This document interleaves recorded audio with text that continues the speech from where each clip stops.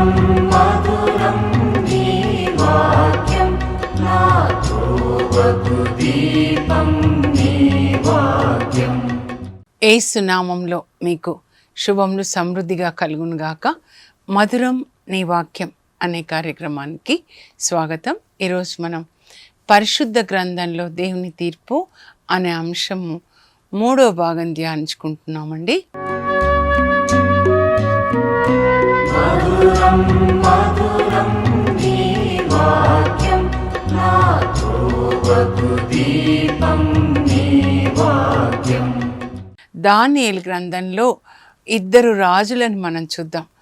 ఒకరు నెబుకద్నెజర్ మహారాజు, మరి ఆ బాబిలోనియా రాజు అన్నమాట. ఆ తర్వాత ఇంకొకరు అతని గ్రాండ్ సన్ మనవడు బెల్షజర్. వీళ్ళని మనం ధ్యానించుకుందాము.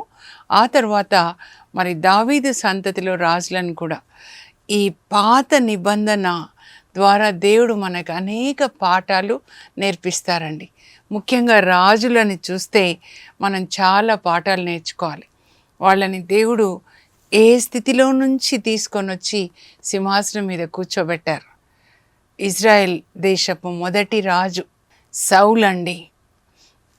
మొదటి సమూయేలు గ్రంథంలో మరి 9-10 అధ్యాయాలు మనం చూస్తే ఆయన వాళ్ళ నాన్నగారి గాడిదలు తప్పిపోతే వెతకడానికి వెళ్తాడనమాట. అలాంటి వ్యక్తిని దేవుడు సమూయేలు దగ్గరికి నడిపిస్తాడు. సమూయేలు దేవుడు చెప్పినట్లుగా ఆయన తల మీద తైలం పోసి ఇజ్రాయెల్ ప్రజలకి రాజుగా అభిషేకిస్తాడు. కానీ రాజు అయిపోయిన తర్వాత ఆయన దేవుని మాట వినడండి. తన సొంత చిత్తం చేస్తాడు. ముఖ్యంగా 1వ సమూయేలు గ్రంథము 15వ అధ్యాయం అన్నమాట. అమాలేకీయుల మీద యుద్ధానికి వెళ్తుంటే అక్కడ అంతా కూడా దాన్ని నేను శాపం పాలు చేశాను, అన్నిటిని కూడా చంపాలి అంటే అలా దేవుని మాట వినడండి ఆయన. వాళ్ళ యొక్క గొర్రెలు అవి బలిసినవన్నీ తెచ్చుకుంటాడు. అన్నీ చంపమని దేవుడు చెప్తారు. ఆ రాజును కూడా చంపమని చెప్తే ఆ రాజును కూడా చంపడు ఆగాగ్. అప్పుడు దేవుడు ఆయనతో మాట్లాడతారు సమూయేలు ప్రవక్త ద్వారా. 1వ సమూయేలు గ్రంథం 15వ అధ్యాయంలో 22-23 వచనాలు చూస్తే అక్కడ దేవుడు ఏమంటున్నారంటే, ఇది మనందరికీ అండి. దేవుడు బలుల వలన, దహన బలుల వలన సంతృప్తి చెందునా, విధేయత వలన కాదా? దేవుడు కోరుకునేది మనం ఏమి అర్పిస్తున్నామని కాదండి, కానీ విధేయత, ఆయన మాటకు మనం లోబడి జీవించాలి. యెషయా గ్రంథం చివర్లో అన్నమాట 66వ అధ్యాయంలో మీరు 1-2 వచనాలు చదవండి. కొద్దిగా సేపు మీరు ఇప్పుడు బైబిల్ చదవండి. ప్రతిరోజు దేవుడు ఏం మాట్లాడుతున్నారో ప్రతిరోజు మీరు ఒక బైబిల్ డైరీ పెట్టుకొని ఇలా డేట్ వేసుకొని రాసుకొని వాటిని పాటించండి. అప్పుడు మనం ఇక్కడే దేవుని సన్నిధి కలిగి ఉంటాం, మన ఇంట్లో, మన హృదయంలో. ఆ తర్వాత ఆ దేవుని యొక్క మాట పరలోకానికి మనల్ని తీసుకొని వెళ్తుంది. యేసుప్రభు మాట, యేసుప్రభు జీవితం. అందుకే నేనే మార్గం, పరలోకానికి ఆయనే మార్గం అన్నమాట. ఏమంటున్నాడంటే అక్కడ సమూయేలు ప్రవక్త సౌలుతో, దేవుడు బలుల వలన, దహన బలుల వలన సంతృప్తి చెందునా, విధేయత వలన కాదా? దేవునికి తిరుగుబాటు చేయుట విగ్రహములను ఆరాధించడం వంటిది. విగ్రహారాధన అన్నమాట. దేవుని మాటకు లోబడకుండా, క్రాస్ మీద జీసస్ లేకుండా ఉంటే ఈజ్ ఓకే, క్రాస్ మీద జీసస్ ఉంటే అది విగ్రహం అని అన్నమాట. అట్లా ఎలా అవుతుంది? God is spirit, God is not substance. అది ఎందుకు పెట్టుకుంటామంటే, ఒకప్పుడు యేసు ప్రభు నా కొరకు సిలువలో త్యాగం చేశాడు. ఆయన త్యాగ బలిని మనకి జ్ఞాపకం చేస్తుందన్నమాట. అందుకని మనం ఆ సిలువని పెట్టుకుంటాం. అంతేకాని విగ్రహారాధన ఏంటి? దేవుని మాటకు తిరుగుబాటు చేయటం అన్నమాట. మీరు ఏదో తాగకూడదని ఉంటుంది. నీలాగా నీ పొరుగు వాళ్ళని ప్రేమించండి. నీ దేహం దేవుని యొక్క ఆలయం. మీ దేహాన్ని పరిశుద్ధంగా దేవునికి సమర్పించాలి. అది సత్యమైన ఆరాధన అన్నమాట. మన దేహం మనకి విగ్రహం కాకూడదండి. సొలొమోన్ రాజు అలాగే ఉంటాడు. ఆయనని గురించి కూడా నేను చెప్తాను. సొలొమోన్ రాజుకి తన దేహం తనకే విగ్రహం అన్నమాట. తనకి స్త్రీలు కావాలి, డబ్బు కావాలి. దేవుని కొరకు ఆలయము 7 సంవత్సరాలు కడితే తన ప్యాలెస్ 13 సంవత్సరాలు కట్టించుకుంటాడండి. ఎవరి డబ్బుతో అండి? ప్రజల డబ్బే కదా. మీరు చదివితే నిజంగా ఆ సొలొమోన్ రాజు గురించి కూడా అన్నమాట.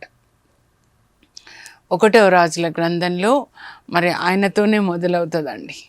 దావీదు చక్కగా తను ఎలా పరిపాలించాడంటే దేవుని చిత్త ప్రకారం అన్నమాట.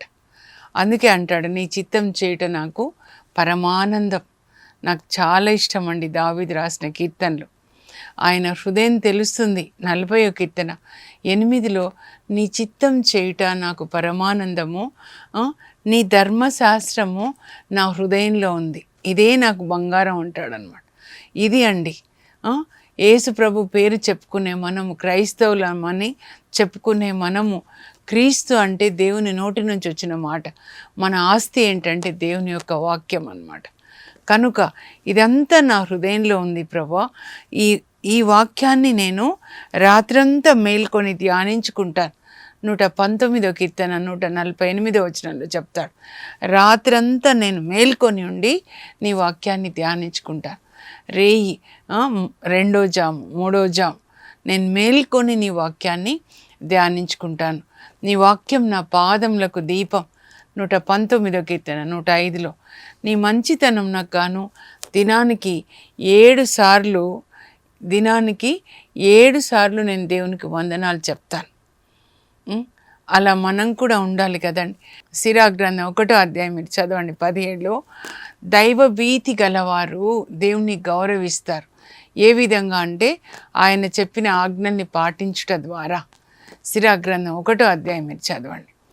దైవభీతి గలవారు దేవుని ఆజ్ఞలకు లోబడి జీవిస్తారు. లూకా 1:6 కూడా, జకర్యా ఎలిజబెత్ అమ్మలు దేవుని దృష్టిలో నీతిమంతులై దేవుని ఆజ్ఞలకు లోబడి జీవించారు. వాళ్ళని వినయవంతులు అంటారు. వాళ్ళని దేవుడు కాపాడతారండి. ఇప్పుడు లాస్ ఏంజల్స్లో ఏం జరిగిందో చూసాం కాబట్టి ఇప్పుడైనా కనీసం మనము బైబిల్ గ్రంథాన్ని చదువుకొని ఆయన ఆజ్ఞలకు లోబడి జీవిస్తే మనం పరలోకానికి వెళ్ళొచ్చు. అక్కడ ఒకరు చూపిస్తూ ఉన్నారండి, ఆశ్చర్యకరమైన విషయం అన్నమాట. ఏంటి అంటే లాస్ ఏంజల్స్ అంతా తగలబడిపోయింది కదా, కానీ ఒక్క ఇల్లు మాత్రం అలాగే ఉంది అని చెప్పి మరి లోతు మరి నోవా కాలాన్ని జ్ఞాపకం చేస్తున్నారు. అక్కడ ఒక్క నోవా కుటుంబం రక్షించబడింది ఓడలో అన్నమాట. ఎందుకంటే దేవుని మాట ప్రకారం నోవా ఓడని నిర్మించుకున్నాడు. ఆ ఓడలో సురక్షితంగా ఉన్నాడు.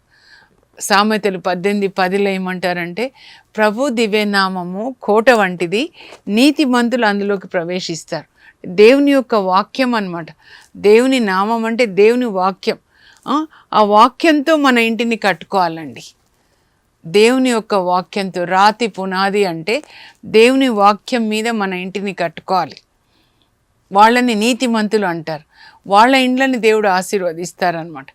నీతిమంతుల ఇండ్లను ప్రభు ఆశీర్వదిస్తారు, కానీ దుష్టుల ఇండ్లను ఆయన కూల్చివేస్తారు. దేవుని వాక్యం ఒక్కటి కూడా పొల్లు పోకుండా జరుగుతుందండి. సామెతలు 3:33 అన్నమాట. నీతిమంతుల ఇండ్లని ప్రభు ఆశీర్వదిస్తారు. నీతిమంతులు ఎవరు అంటే దేవుని ఆజ్ఞల ప్రకారం జీవించే వాళ్ళు అన్నమాట. నాకు అవసరం లేదు ఈ బైబిల్, సొంత భాషలో మనకుంది, నాకు అవసరం లేదు అని అంటే దేవుడు నాకు అవసరం లేదు. దేవుడు అవసరం లేదంటే ఎవరు అవసరం? మరి ఇద్దరే ఉన్నారు, సైతాన్ అన్నమాట. సైతాను ఎలా? మన శరీరంలో ఉండి శరీర వాంఛల ప్రకారం జీవించడం. కన్ను ఏది చూస్తే అది కావాలి, ఏ స్త్రీని చూస్తే అలా కావాలి. సొలొమోన్ రాజు ఒక ఇజ్రాయేల్ దేవుని ప్రజల రాజు అయి ఉండి ఆయన ఎట్లా జీవించాడండి? శరీర వాంఛల ప్రకారం. రోమా 8:5 నుంచి అండి, 8వ అధ్యాయం చాలా ముఖ్యమైనది. రోమా పత్రికలో 12 కూడా. ఈ 2 కలిపి చదువుకోవాలి. మనం కూర్చొని బైబిల్ చదువుకోవాలి. తల్లిదండ్రులు పిల్లలకి చెప్పాలి. తర్వాత ఏడిస్తే లాభం లేదండి. ఇప్పుడు వాళ్ళని జ్ఞాపకం చేసుకుంటే వాళ్ళందరూ ఎక్కడున్నారు నేను అనుకుంటున్నాను. వాళ్ళ ఇండ్లన్నీ మ్యాన్షన్స్ అంట. ఒక్కొక్కరు అమెరికాని సగం అమెరికా కొనేంత ధనం అన్నమాట. ఆ సినిమా వాళ్ళు స్టూడియోస్ కాలిపోయినాయి, అవన్నీ కాలిపోయినాయి. అంత లగ్జూరియస్ అంటే సుఖమైన జీవితానికి శరీరం అలవాటు పడితే కిందికి రావడానికి ఒప్పుకోదండి. కింది నుంచి పైకి ఒప్పుకుంటుంది కానీ పైనుంచి కిందికి ఒప్పుకోదు. మరి అంత లగ్జూరియస్ లైఫ్ ఇప్పుడు వాళ్ళకి ఎవరిస్తారు? దేవుడు గర్విష్ఠుల యొక్క గర్వమును అనచును, వాళ్ళని కిందికి తీసుకొని వస్తాడనమాట. ఒక్కసారి సొలొమోను రాజు చెప్పిన తర్వాత నెబుకద్నెజర్ రాజు అతని కుమారుడు, వాళ్ళని గురించి కూడా ధ్యానించుకుందామండి. సొలొమోను రాజు మరి వాళ్ళ నాన్న దావీదు దైవభీతి కలిగినటువంటి బిడ్డ అండి. దావీదు నా హృదయానుసారుడు, నేను కోరిన సమస్తమును చేయువాడు. అపోస్తుల కార్యాలు 13:22లో పౌలు చెప్తాడనమాట. ఆయన ప్రసంగిస్తూ చెప్తాడు, ఆయన హృదయం ఏంటి, దావీదు హృదయము కీర్తనల గ్రంథం చదువుతుంటే లేదా సమూవేలు గ్రంథం 2వ అధ్యాయం చదువుతూ ఉంటే మనకు అర్థమవుతుందండి. దావీదు తన ప్రజల మేలుని కోరి ఆయన పరిపాలించాడు. చక్కగా పరిపాలించి న్యాయాన్ని కాపాడాడు. ప్రజల మేలు కోరి 2 సమూవేలు 8:15 ప్రజల యొక్క రాజండి, ప్రజల కొరకు జీవించాడు. తన కొరకు ప్యాలెస్ కట్టుకోలేదు, తన ఫ్రెండ్ కడతాడనమాట. హీరామ్ రాజు అనమాట, ఆ తూరు రాజు. ఆయన ఏదో ప్యాలెస్ కట్టిస్తే అందులో ఉంటాడు, కానీ తన కొరకు ప్యాలెస్ కట్టించుకోవడం అది ఎప్పుడూ లేదు. ఈయన మరి దావీదు మరి 40 సంవత్సరాలు యుద్ధాలు చేసి ఆ సామ్రాజ్యాన్ని, ఇజ్రాయెల్ దేశాన్ని పెంచి ఒక్కొక్కటి తర్వాత గుడారాన్ని నిర్మించి మందసాన్ని తీసుకొని వచ్చి ఆరాధించడానికి 4,000 మంది లేవీయులను ఏర్పాటు చేస్తాడండి. అలా ఆగకుండా ఆ ఇన్స్ట్రుమెంట్స్ తాను స్వయంగా తయారు చేయించాడు. అంటే ఎంత ప్రేమ ఆయనకి దేవుని మీద అన్నమాట. అంత కష్టపడి దేవాలయాన్ని కట్టాలి. ఎందుకు నేను ప్యాలెస్లో ఉన్నాను, మరి మందసం మాత్రం గుడారంలో ఉంది అని నాతాన్ ప్రవక్తకు చెప్తే కట్టమంటాడు ప్రవక్త. కానీ మళ్ళా దేవుడు నాతాన్ ప్రవక్త ద్వారా దావీదుకి చెప్తాను కదయ్యా, నీ కొడుకు కడతాడు సొలొమోను. అంత సిద్ధం చేస్తాడు దేవాలయం కొరకు. మరి మంచి సామ్రాజ్యం, తండ్రి ఎంత విస్తరించిన సామ్రాజ్యం దేవుడు అబ్రహాంకి వాగ్దానం చేసింది 15వ అధ్యాయం ఆదికాండంలో దావీదు కాలంలో నెరవేరుతుంది. అంత పెద్ద సామ్రాజ్యానికి రాజుని చేసి సింహాసనం మీద కూర్చోబెడితే తండ్రి మరణించిన తర్వాత ఒక్క దేవాలయం ఒక్కటి కడతాడండి, అంతే. ఆ తర్వాత తన ఇష్టం, తన కొరకు ప్యాలెస్ కట్టుకోవడమే కాదు, ఐగుప్తుకి వెళ్తాడా, అక్కడ ఐగుప్తు రాకుమార్తెను పెళ్లి చేసుకుంటాడు.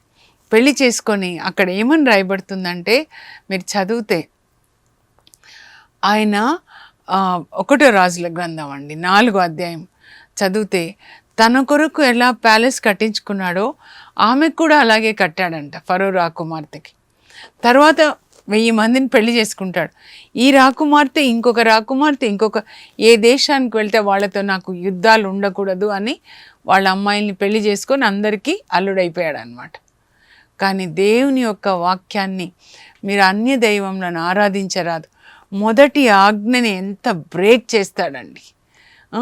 మీకు నేను తప్ప మరొక దైవం లేడు అంటే ఆయనకి ఆ దైవాలు ఎవరు అని అంటే ఈ స్త్రీలు. తర్వాత దేవుడు ఆయనకి జ్ఞానం ఇస్తారు కదా, ఆ జ్ఞానంతో 3,000 సామెతలు చెప్పాడనమాట. 1వ రాజుల గ్రంథంలో 4వ అధ్యాయం కూర్చొని చదవండి 29 నుంచి అనమాట. ఆ 3,000 సామెతలు, 1,005 కీర్తనలు, దాన్ని వినడానికి ఆయన నుంచి విజ్ఞానం ఇలా నదిలాగా వస్తుంటే వినడానికి సకల జాతుల ప్రజలు, రాజులు వచ్చారు. వచ్చినప్పుడు ఆ రాజుల దగ్గర నుంచి ఈయన కానుకలు తీసుకున్నాడు. వాళ్ళు బంగారం తీసుకొని వస్తారు. అదే ఆయన సామెతలు వింటుంటే వా వా వా అంటారు చూడండి. అలా సెల్ఫ్ గ్లోరీ అన్నమాట.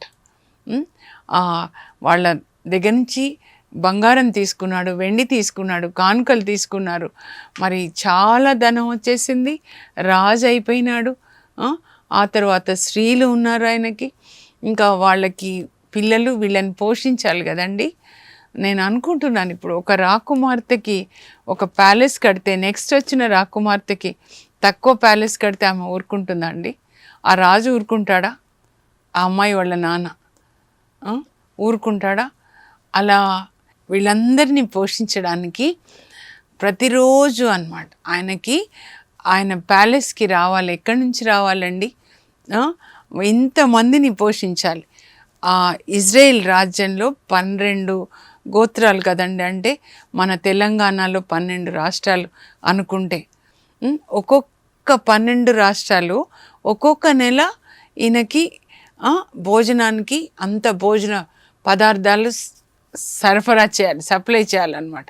పాపం ఆ ప్రజలు ఒక నెల ఒక గోత్రం, ఒక నెల ఇంకొక గోత్రం, అట్లా మరి ఎంత అంటే ప్రతిరోజు 450 కుంచాల పిండి అంట, గోధుమ పిండి కానీ ముతక పిండి కానీ.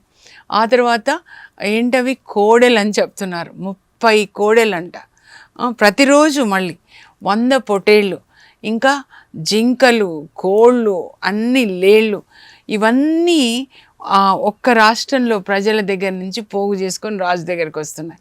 నేను అనుకుంటున్నాను ఇప్పుడు ఊర్లలో మాకు 2 ఎద్దులు ఉంటాయండి దున్నడానికి. ఆ రెంటిలో ఒకటి తీసుకొని పోతే ఉన్న గొర్రెలు తీసుకెళ్ళిపోతే ప్రజలు ఏమైపోతారండి? అలా మళ్ళీ ప్రతి సంవత్సరం అన్నమాట 12 రాష్ట్రాల్లో ఒక రాష్ట్రం ఒక నెల పోషిస్తే ఇంకొక రాష్ట్రం ఇంకొక నెల. ప్రతిరోజు ఇన్ని తింటున్నారన్నమాట. ఎందుకంటే మరి పిల్లలే ఎంతమంది పిల్లలు ఉండొచ్చు. మొత్తం ప్రజల్ని పీడించి పీడించి పిప్పి చేశాడు. ఇంకా ఆయనకున్న కంప్లైంట్స్ ఏంటంటే వెట్టి చాకిరి, ప్రజలతో వెట్టి చాకిరి అన్నమాట.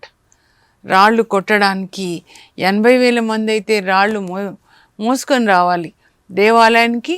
అయిపోయిన తర్వాత మళ్ళీ తన ప్యాలెస్కి, మళ్ళీ ఒక్క ప్యాలెస్ కాదు కదండి, ఒకరి తర్వాత ఒకరు రాకుమార్తెలకు అన్నమాట.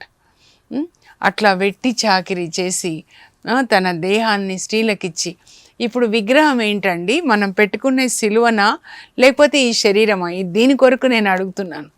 ఈ శరీర వాంఛలే మనకి విగ్రహాలు అన్నమాట.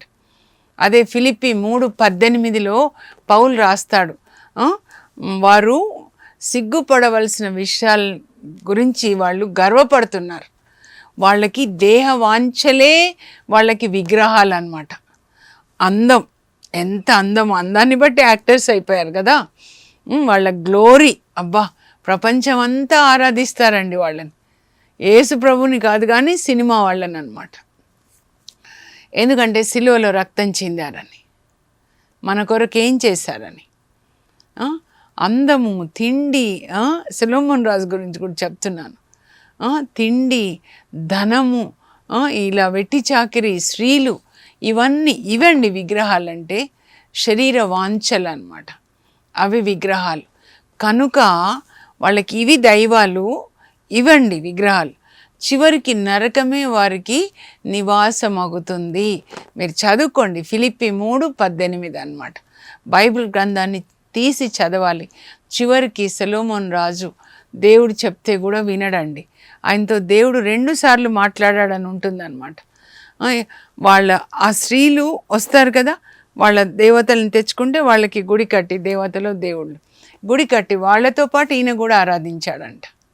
ఎలా అండి? ఇక్కడ గుడి కట్టాడు, దేవాలయం కట్టాడు, ఇక్కడ దేవుణ్ణి ఆరాధించాడు, ప్రార్థన ఉంటుంది 1 రాజుల 8లో, మళ్ళీ ఇక్కడ కూడా చేస్తున్నాడు అనమాట. ఎంత శిక్ష వస్తుందండి? మీరు చదువుకోండి. సిరాక్ 47లో 12 నుంచి 22 వరకు. ఆ తర్వాత అసలు నేను చెప్పాలనుకుంది నెబుకద్నెజర్ అనమాట. నెబుకద్నెజర్ రాజు సూపర్ పవర్ అండి ఆ రోజులలో అనమాట. 600 క్రీస్తుపురం 600 అప్పుడు మరి దేవుడే ఆయనను ప్రేరేపించి తీసుకొని వస్తాడు ఇజ్రాయెల్ దేశాన్ని. యూదా కిందది ఉంటుంది అప్పటికి, అంతే. ఆ యూదా దేశం మీద దాడి చేసి దానియేలు అతని స్నేహితులు చాలామందిని తీసుకెళ్తాడండి బానిసలుగా. దేవాలయాన్ని తగలబెడతాడు కూడా 3వసారి దాడి చేసినప్పుడు. అలా కాలిపోతుంది. నేను అనుకున్నాను యెరూషలేం దేవాలయము, యెరూషలేంలో పట్టణాలు, యెరూషలేం అధికారుల ఇండ్లు కూడా కాలిపోతాయి, కాల్చేస్తారు. అది కూడా మనం ధ్యానించుకుందాము.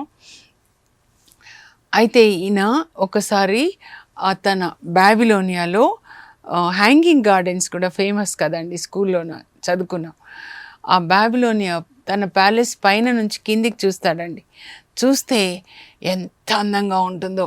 దానియేలు 4:30 ఆహా ఆహా, బాబిలోనియా ఎంత పెద్దది, లాస్ ఏంజల్స్ ఎంత పెద్దది, అమెరికా ఎంత పెద్దది, నేనే కదా దీనిని ఇంత అందమైన నగరంగా నేనే నిర్మించాను, నా కీర్తి ప్రభావాలని నేను చాటుకున్నాను అని అలా తనను తను పొగడుకుంటాడండి, సెల్ఫ్ గ్లోరీ. అప్పుడు వెంటనే పరలోకం నుంచి దేవుని స్వరం అన్నమాట వినబడుతుంది. ఇదిగో నెబుకద్నెజర్ మహారాజా, నిన్ను ఈ ప్రజల నుంచి తరిమేస్తారు, నువ్వు 7 సంవత్సరాలు ఎద్దులాగా గడ్డి మేస్తావు. ఎప్పుడైతే నువ్వు దేవుని యొక్క అధికారాన్ని, ఆయన సార్వభౌమత్వాన్ని, ఆయన యొక్క శక్తిని గుర్తిస్తావో అప్పుడు మళ్ళీ నిన్ను తిరిగి తీసుకొని వస్తారు. ఆ మాటలు వినబడుతూనే ఉంటాయండి. అప్పుడు చూడండి నిజంగా ఎలా జరిగింది ఇది అనుకుంటాను నేను చదువుకున్నప్పుడు.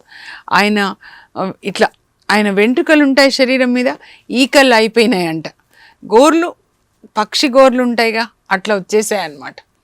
ఆ తర్వాత ఎద్దులాగా గడ్డి తింటున్నాడంట. ఒక రాజు, ప్రపంచానికి సూపర్ పవర్ అప్పుడు అనమాట. అప్పుడు ఏంటి ఇట్లా ఎద్దులాగా గడ్డి తింటున్నాడు, ఇట్లా ఉన్నాయి అని చెప్పి తరిమేస్తారండి. అడవిలో అలా ఎద్దులాగా 7 సంవత్సరాలు గడ్డి మేస్తాడు. అప్పుడు నిన్న రాజుని, ప్రపంచానికి సూపర్ పవర్ రాజు, ఈరోజు నేను ఎద్దు. అప్పుడు దేవుని యొక్క అధికారాన్ని గుర్తిస్తాడు.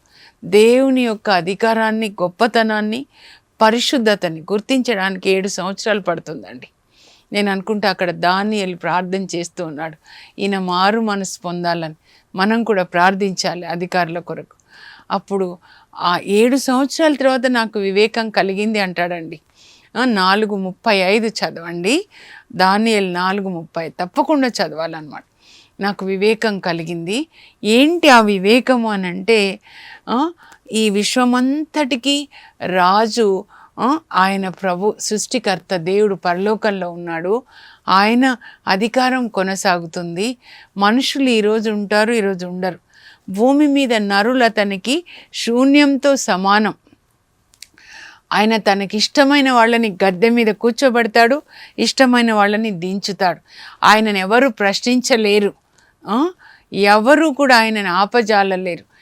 నువ్వెందుకు ఇలా చేస్తున్నావు అని ప్రశ్నింపలేరు అని నాకు వివేకం కలిగిన తర్వాత ఆ సర్వశక్తిమంతుడైన దేవుని నేను స్తుతించాను.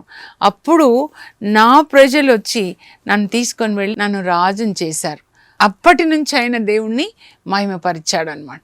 చూసారా, 7 సంవత్సరాలు దేవుడు ఆయనని క్రమశిక్షణలోకి తీసుకొని రావడానికి, దేవుని యొక్క అధికారానికి లోబడి ఉండడం అన్నమాట. ఫెయిత్ అంటాం కదండి. What is faith? Recognising God's authority over us is faith. దేవుని యొక్క అధికారాన్ని మనం ఒప్పుకోవడం, ఆయనకి లోబడి ఉండడమే విశ్వాసం. నేను విశ్వసిస్తున్నానంటే దేవుని అధికారానికి లోబడి ఉండాలి. ఆయన రాజు, ఆయన చేసిన శాసనాలు ఇవి. ఆ శాసనాలకి లోబడి జీవించడం అన్నమాట. నమ్ముకున్నాను, నేను గుడికి వెళ్ళాను, నేను ఉపవాసం చేస్తున్నా, అది కాదు.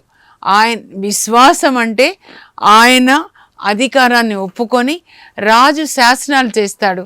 దేవుడు యేసురాజు చేసిన శాసనాలు ఇవి, వీటికి లోబడి ఉండడం, అది విశ్వాసం అన్నమాట. ఆ జ్ఞానాన్ని నెబుకద్నెజర్ మహారాజుకి దేవుడిచ్చిన జ్ఞానం. ఆయనని లోపరచాలి అంటే అంత తగ్గించాల్సి వచ్చిందనమాట. దేని అధికారాన్ని చూసుకున్నాడు, డబ్బుని చూసుకున్నాడు, దేన్ని చూసుకొని దేవుణ్ణి తులనాడి తనను తాను హెచ్చించుకున్నాడు, సెల్ఫ్ గ్లోరీ. అది అతని నుంచి తీసివేయబడింది అనమాట. ఈ పాఠం మనం నేర్చుకోవాలి. మనం ఎక్కడి నుంచి వచ్చాం, మళ్ళా మనం ఎక్కడికి వెళ్ళాలి. హగారుతో మాట్లాడుతూ గర్వం ఆమెకు వచ్చేస్తుందండి. నువ్వు ఎక్కడి నుంచి వచ్చావు? 16వ అధ్యాయం ఆదికాండం. సారా దాసిను, ఎక్కడి నుంచి వచ్చావు, ఎక్కడికి వెళ్తున్నావు? అబ్రహాంకి భార్య కాగానే గర్వం వచ్చేస్తుందండి. ఆ గర్వాన్ని అణుస్తారనమాట దేవుడు. ఆయనే అంటాడు నెబుకద్నెజర్, ఆయన గర్విష్ఠుల యొక్క గర్వమును అనొచ్చును, సర్వమును ఎరిగిన సర్వాధికారి యెహోవా నా బలము. 18వ కీర్తనలో దావీదు కూడా అంటాడు. ప్రార్థన చేసుకొని మనం దేవుని యొక్క అధికారాన్ని ఒప్పుకొని, అది విశ్వాసం అంటే. ఆ రాజు దేవుడు, ప్రభులకి ప్రభు, విశ్వదాత్రికి రాజు, ఆయన చెప్పిన మాటలకి లోబడి జీవిద్దాం. ఒకరికి ఏం జరిగిందో వాళ్ళని చూసి మనం పాఠాలు నేర్చుకోవాలి. పాత నిబంధన కూడా అంతే. వాళ్ళకేం జరిగిందో వాళ్ళు హెచ్చరికలుగా, సోదోమ్ గొమొర్రా ఒక హెచ్చరికగా, లాస్ ఏంజల్స్ ఒక హెచ్చరికగా మనం పాఠం నేర్చుకోవాలి. ప్రార్థన చేసుకుందాం. పరలోకపు మా తండ్రి, మీ పరిశుద్ధ నామం నాకు స్తోత్రం కలుగును గాక. ప్రభువా, దావీదు ఎంత ఒదిగి ఉన్నాడు ప్రభువా. అయ్యా, నీవు ఎంత అధికుడవు, అంత వినయవంతుడవు కమ్ము అని సిరా గ్రంథం 3:18 చెప్పారు. దావీదు ఎంత అధికుడైనా, నేను గొర్రెలు కాచుకునేటటువంటి ఒక గొర్రెల కాపరిని నన్ను రాజుని చేశాడు, నేను ప్యాలెస్లో ఉంటున్నాను, నా దేవునికి ఆలయం కట్టాలి. తన మొదటి స్థితిని మర్చిపోలేదు ప్రభువా. మేం కూడా మా మొదటి స్థితి మర్చిపోకూడదయ్యా. ఈరోజు మేమేమై ఉన్నామో అది మీ కృప కానీ మా ప్రతిభ కాదు తండ్రి. తగ్గింపు స్వభావాన్నిచ్చి నాయన, బైబిల్ గ్రంథంలో మీరు ఎలా ఉండాలని మాకు బోధించారో అలా జీవించడానికి పరిశుద్ధాత్మని దయచేయండి ప్రభా. పరలోకం తెరవబడి తండ్రి, పరిశుద్ధాత్మ అగ్ని నాలుకల రూపంలో మా మీదకి వచ్చునుగాక. పరిశుద్ధాత్మ గాలి వీచునుగాక. మా మనోనేత్రములు తెరవబడునుగాక ప్రభా. ఈ వాక్యం మా కన్నుల ఎదుట నుండి ప్రక్కకి వెళ్లకుండా మేము వాక్యాన్ని పఠించేటట్లు, ధ్యానించుకొని పాటించేటట్లుగా, వినయాన్ని అలవర్చుకునేటట్లు, వినయాన్ని ధరించుకునేటట్లుగా మాకు సహాయం చేయండి. యేసు నామంలో అడుగుచున్నాం తండ్రి, ఆమెన్. మనం దేవుని యొక్క ఆత్మని పొంది, దేవుని యొక్క వాక్యాన్ని చదువుకొని దాని ప్రకారం జీవించే కృప దేవుడు మనకు దయచేదురుగాక. నేను అదే ప్రార్థన చేస్తున్న ప్రభు. అక్కడైతే అగ్నిని పంపించి నాశనం చేశారు, అలా వద్దు. పెంతెకోస్తు దినాన పరిశుద్ధాత్మ గాలి వీచింది, అగ్ని నాలుకల రూపంలో వాళ్ళందరి మీద వచ్చి పరిశుద్ధాత్మ లోపలికి వెళ్ళి వాళ్ళ ఆత్మ ద్వారా నడిపించబడ్డారు, అనేకులకు ఆశీర్వాదకరంగా మారారు. అది మాకు చేయండి ప్రభా. అలాంటి నాశనం చేసే అగ్ని వద్దు. God bless you. Have a blessed day.